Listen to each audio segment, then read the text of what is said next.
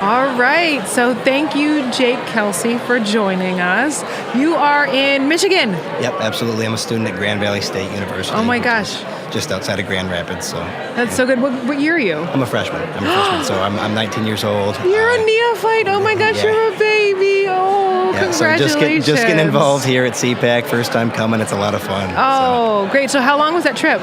About 10, 11 hours. Seemed a lot longer than that. You said on the bus. Yeah, on the bus. We my buddy and I, we rode a bus here. Oh my gosh. It was a little cheaper than driving, a little easier than trying to drive through DC too. Yeah. So, we figured we'd take this away. I don't know if we'll do it again, but but it was all part of the experience. Awesome. Welcome to the DMV. We call it the DMV, which is the District of Columbia, Maryland, Virginia area, DMV for short. I'm a DC native, and I live in Maryland now, so I want to welcome you to my hometown. Thank you very much. Yeah. And so you're telling me that you're an 19. Yep. Sorry. No, you're okay. I'm going to give you credit for that one extra year. That's all right. A 19-year-old young male, I guess you identify as male now. Yep. American, like a true-blooded American. Absolutely. Yep. And you are you're a Republican? Yep. How did that happen? I thought there are not any young people left in the Republican Party. Well, I grew up in a really conservative family. Whether it was my dad, my mom. My mom's actually a teacher, and she's still a strong conservative, so that's really cool to see. Yeah. She grew up with 4 brothers and sisters, and both of her parents, and they've all raised them the right way. And I like to say there's a reason we're called the right. Yes. So when you say, it's interesting that you said that. What do you consider is the right way as a 19-year-old? What did you see? Growing up, I was always taught about personal responsibility and character. Personal responsibility being that you have to take responsibility for the things that you're doing, whether it's getting good grades or whether it's putting in the effort on a sporting field, which was a big thing for me. What sport? Baseball, football, track, basketball. Okay. I played just about all of it. I appreciate the fact that you're a multi-disciplined person. I heard that some people only pick one sport now. It's pretty common for a lot of people my age. I mean, especially if you really excel at one thing. Yeah. I don't think I could have ever I gave up basketball after my freshman year of high school. Do you still play? I still play, rec basketball here and there and everything. But, football and baseball especially were huge pillars in my life that I really didn't want to give up. So, right. Sorry to ask. I didn't mean to get you off a tangent, but I used to be an athlete, so I really appreciate it. What did you play? I used to play lacrosse. Okay, very cool. Yeah, but volleyball, basketball, lacrosse, but I ended up playing for a minute in college for lacrosse. Awesome. That's really cool. Yeah.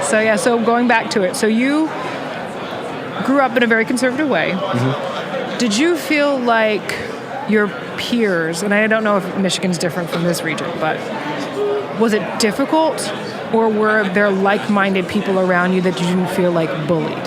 So I grew up in Saginaw, Michigan, which and actually in a smaller town outside of Saginaw called Freeland, Michigan. Okay. Pretty small town, but it ended up growing a lot. And I started off going into Saginaw schools because that's where my mom teaches. Okay. So I actually had her as a teacher in 4th grade and everything like that. And it was a lot of fun. And after that, I moved to Freeland High School, or Freeland Elementary School, then middle school, then high school, and started in the 6th grade. And I was lucky enough to grow up in a really conservative town. So a lot of my friends were raised the same way that I was. There wasn't a lot of, butting heads when it comes to political ideas because we all kind of thought the same, at least the people that I hung out with, a lot of them thought the exact same way, or in most of the same way, I shouldn't say exact. But so I was lucky in that way. And I was lucky with the fact that a lot of my friends were interested in politics like I was, which, I don't think you see that a ton. You're seeing it more nowadays with kids my age, but so let me ask you. So your first memory of president, who would that be for you? George W. Bush. Okay, so you're Bush, Obama, and now almost Clinton, but not, thank goodness, and then Trump. What did you notice between Bush and Obama? Did you notice anything different? So that would have been, let's see, Obama came in 2008. I would have been 10. Well, I remember 9 or 10 Reagan. years old. So I remember Reagan, so. There wasn't, there's not a whole lot of memory there from what happened. I remember, the aftermath of 9/11. The years following 9/11 was a big thing, a big transition. And I remember when Obama started running, he was preaching on hope and change. Right. And, as a kid, you're like, oh, this guy seems really nice, and my dad's there to guide me and say, well, think for yourself, but just really listen to what he's saying. Well, your dad said that even as young as think for yourself, as what age were you when they said think for yourself? Probably about 9 or 10 years old. So that's a quintessential conservative thing. Yeah, think for yourself. Of course, because the way I see it, conservatives know at the end of the day what the right side is, what the correct. I shouldn't say the correct way to think, but the more. But there's a right and wrong way. There's an easier way to think, and then there's the hard work, responsibility taking way to think. And I think he was confident that I was going to find my way, and luckily enough, I feel like I did. So awesome. So now, how about social media? You're also the generation that you're called digital natives. Okay. I'm a little bit ahead of you. See, I hadn't heard that before. That's a new term. That's what we do. Us old people like to label generations. You'll get there. Yeah, you'll get there in about 5 years. Okay, But so for me, I was born in 1980, so I'm right after Generation X. But I'm a little bit older than a millennial, which is a coming of age group after 9/11 and in the 2000s.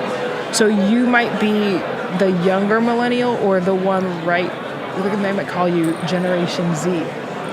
And so you as a digital native, cyberbullying, like being always online, instant gratification. How is that growing up? Or now even?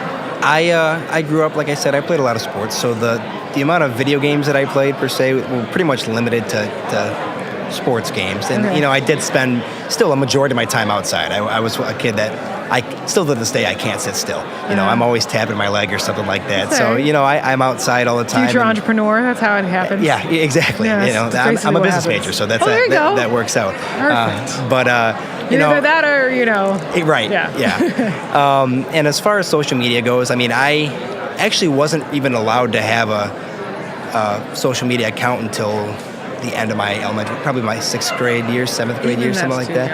Oh my goodness. And I still, to this day, don't have a Facebook account. So never have, probably never will. Twitter's a different story. I've actually, I'm pretty involved on Twitter, whether it's sports or politics. And like Instagram?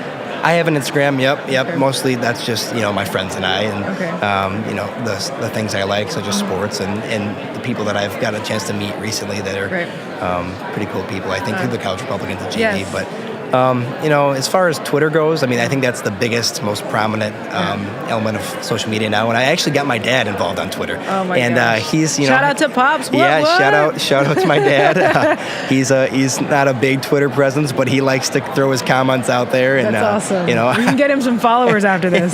Yeah, absolutely. Mitch Outdoors. I don't even know what his thing is. MICH Outdoors. I think that's his name on Twitter. So it's pretty funny. That's really great. So I got one more question for you. Absolutely. So you are a college Republican. Mm-hmm. I would love for you to tell the audience, the internet, the world, why a college student should consider the Republican Party. What would you like to tell them? So for me, I have 3 really big things that I really like to focus on. And number one is I prefer my government to be very small. Growing up with that personal responsibility mindset, I don't need anybody to help me out on my way to try to find success. And I'd rather you not. I'm a big fan of the laissez-faire type of mindset, the invisible hand, where if something goes wrong, fine, try and pick me up. But if I don't ask for it, I don't need your help. Number 2, growing up as a Catholic in a Catholic family, I'm a huge pro-life advocate. Right. I'm a huge believer in the fact that everything God does, it happens for a reason, and there are no mistakes in His plan. So. With that being said, I don't think there's anything more I need to say about that. Being pro-life, you believe in God and you believe in His ways. And number 3, especially with the tragedy that happened in Florida recently, I'm a big Second Amendment guy. I truly believe that the way to protect and prevent these incidents from happening in the future is to add more guns to law-abiding citizens. Everybody today seems to have problems with police officers, but when's the last time you've seen anybody shoot up a police station?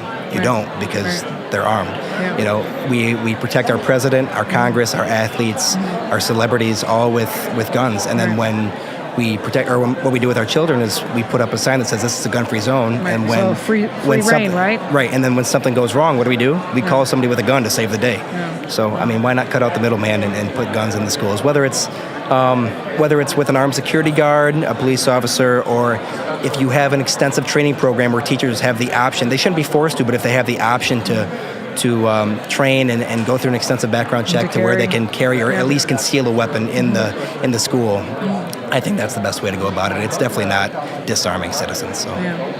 Well, I thank you so much for your time. I thank you very much for having me. This is a really cool experience for me. So. Well, this is really appreciate it. So for me, my first CPAC was 2 years ago. Okay. And I was able to reconnect with people who were my first interview. And so whether it's next year or the year after that, this is just the beginning for you. And I'm looking forward to seeing where your feet find themselves. Maybe they'll come back to DC. Maybe you'll be running for Congress from Michigan. We'll see about that. I'd actually, I'd probably rather be in your position, be behind the mic and talk about it, but you never know. You never know. I'm not going to discount anything right now. You're very photogenic. Well, I appreciate great smile, that. Great teeth. I appreciate that. Thank you very much. And I'll definitely be following your podcast and everything. And thank you. I wish you guys the best of luck too. I appreciate it. Yeah. Thanks. Yeah, thank you.